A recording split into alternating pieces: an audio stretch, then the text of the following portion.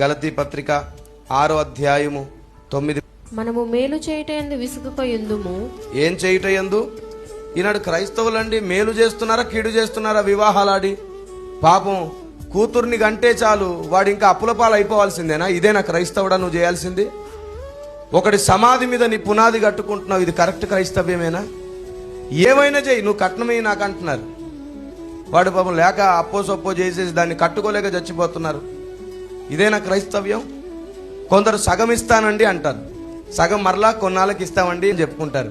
ఈలోపే వీడికి మనసు పుట్టిద్ది, ఇంకా ఇవ్వలేదు ఇస్తానన్నారు గుర్తుంచుకోండి అంటుంటాడు.